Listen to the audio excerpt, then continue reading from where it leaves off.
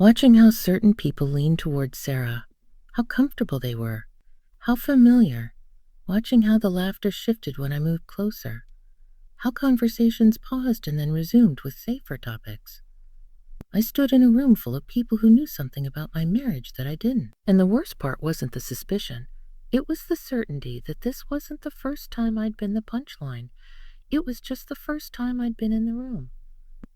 I finished my drink and laughed again when someone made another joke I didn't ask to understand. Inside, the night had already ended.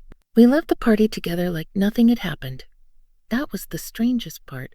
She took my arm when we stepped outside, laughed about how exhausting her coworkers were, complained about the music being too loud. Her voice sounded normal, relaxed, practiced. I nodded at the right moments, unlocked the car, held the door. I had done these things so many times that my body didn't need instructions anymore. On the drive home, she talked about a presentation coming up, about someone in accounting who drank too much, about how we should plan a weekend away soon because we deserve it. I watched the road and answered in short, neutral sounds. Every word she said slid past the realization forming in my chest. She wasn't nervous. She wasn't defensive. She was comfortable. That scared me more than any argument would have. At home, she kicked off her heels and poured herself a glass of water like it was any other night. I loosened my tie and sat on the edge of the couch, suddenly aware of how quiet the apartment felt. She asked if I was okay. Well, I said I was tired. I was tired? That wasn't a lie. I had never felt more exhausted in my life. That night, I didn't sleep. She fell asleep quickly beside me, breathing steady, one hand resting on my arm like a claim. I stared at the ceiling and replayed the evening over and over.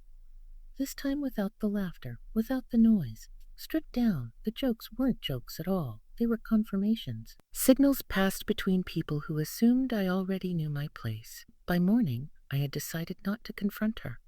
Not yet. I didn't want a denial wrapped in affection. I didn't want tears or explanations shaped to calm me down. I wanted to understand the shape of the truth before she had a chance to soften it. Over the next few days, I paid attention in a way I hadn't before. Not obsessively, quietly. I noticed how often she checked her phone when she thought I wasn't looking, how she smiled at certain messages and then erased that smile before turning toward me. I noticed how she started showering later after I'd gone to bed, and how she took her phone with her every time she left the room, even for a minute. Nothing I saw was undeniable on its own. That was the problem. Each detail could be explained. Work stress, habit, coincidence. But stacked together, they formed the same pattern I'd seen at the party. A shared understanding that excluded me. One evening, she mentioned a team dinner coming up. Casual, she said. Probably late. I said okay without looking up from what I was doing. She paused just long enough to register that my answer hadn't included a question. Then she continued talking, a little faster than before. I didn't follow her. I didn't check her phone. I didn't hire anyone or dig through emails. I simply stopped filling in the gaps for her, stopped asking how her day was in detail, stopped reminding her of things she used to forget, stopped smoothing over silences. The distance changed the air between us. She noticed. Of course she did. One night she asked if something was wrong. I told her I felt like I didn't know her coworkers very well. She laughed and said there was nothing to know. Her laugh came too quickly, like she'd rehearsed it. A few days later, I ran into one of her colleagues by accident at a coffee shop near our place. He recognized me immediately.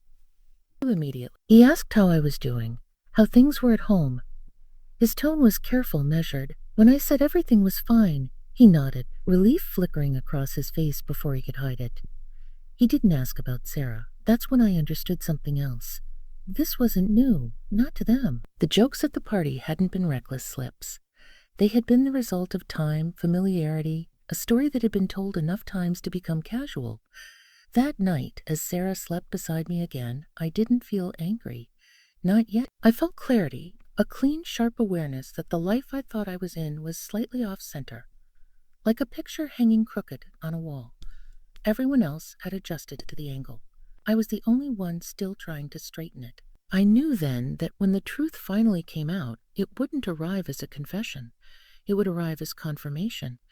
and I was done being the last person in the room to understand the joke.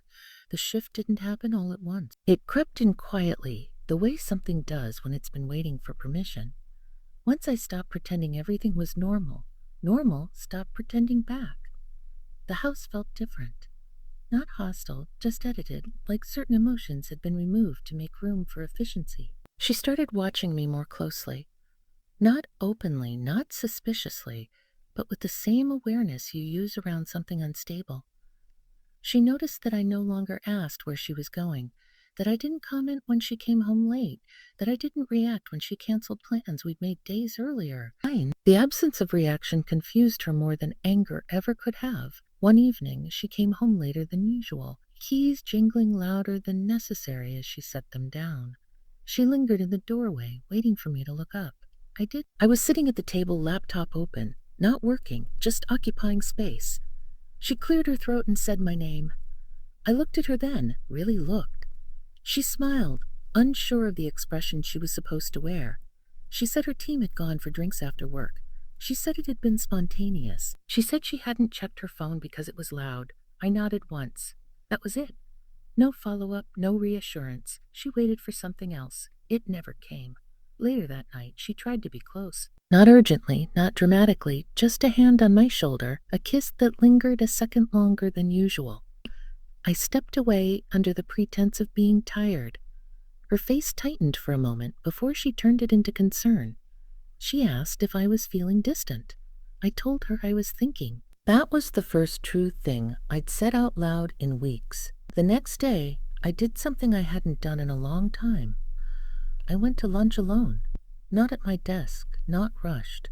I sat in a quiet place and let myself think without editing my thoughts to protect a future I wasn't sure existed. I realized how much energy I'd spent maintaining an image of us that no longer matched reality. How often I'd defended her to friends without being asked, how rarely she'd done the same for me. That afternoon, she texted to say she'd be late again. No explanation this time, just information. I replied with a simple okay. The typing bubble appeared, disappeared, appeared again, then nothing. When she came home, she was different. Not guilty alert. She asked if everything was all right between us. I said yes. I watched the answer land badly. She wanted a problem she could solve, something loud enough to confront. Calm made her restless. A few days later, she mentioned an upcoming conference out of town. 3 days, maybe 4. She said it casually like an afterthought, but her eyes were on me when she said it. I said I hoped it went well. That was all. She looked away first. That night, I opened a drawer I hadn't touched in years. Old paperwork, shared documents, things we'd signed together when the idea of us felt permanent. I didn't find proof. I wasn't looking for it anymore. I was looking for leverage over myself, for a reminder that clarity didn't require confrontation. The next morning, she left early, dressed carefully, checking her reflection twice before walking out. She kissed my cheek, missed slightly, and said she'd call later. She didn't. Instead, that evening, I received a message from a number I didn't recognize. It was short, polite. It said, I think you deserve to know that people at work assume you already do. No names, no accusations, just that. I stared at the screen for a long time. Then I deleted the message. When Sarah came home that night, she seemed lighter, almost relieved. She talked about packing for the trip, about how busy the next few weeks would be. I listened. I even smiled at the right moments. Inside, the last pieces clicked into place. This wasn't a mistake she was hiding. It was a life she was managing. And the more I stepped back, the clearer it became that my role had already been rewritten without my consent. I went to bed before her and lay there in the dark. Not angry, not broken, just awake. For the first time since the party, I wasn't trying to understand the joke anymore. I was deciding what to do once the laughter stopped. The conference came and went without drama. That surprised me. I expected tension, a slip, something cinematic. Instead, there were photos sent at appropriate intervals, brief updates, carefully neutral messages. She was efficient. Whatever had been happening, she knew how to contain it. When she returned, she hugged me a little too tightly, like someone checking whether something was still there. I hugged her back, equally careful. We unpacked groceries together. We talked about small things. The apartment settled back into its routine, but the rhythm was off, like a song played at the wrong speed. A week later, she invited a few colleagues over for drinks. Casual, she said, just to unwind. I agreed. I even helped clean. When they arrived, the atmosphere was polite, almost formal, as if everyone had agreed to behave themselves for one evening. The jokes were gone. The glances were gone. No one drank too much. No one stayed too late. That's when it hit me. The laughter had disappeared because the assumption had changed. They no longer thought I was unaware. My silence had been noticed. My calm had been interpreted correctly. One man, the same one who'd made the invisible comment at the party, stayed behind for a moment after everyone else left. He thanked us for the evening and hesitated, hand on the door frame. He looked at me, not unkindly, and said, "You seem like a good guy."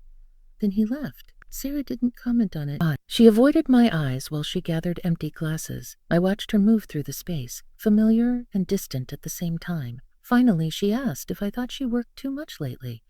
I told her I thought she worked very efficiently. That night, she asked me directly if I trusted her. I didn't answer right away.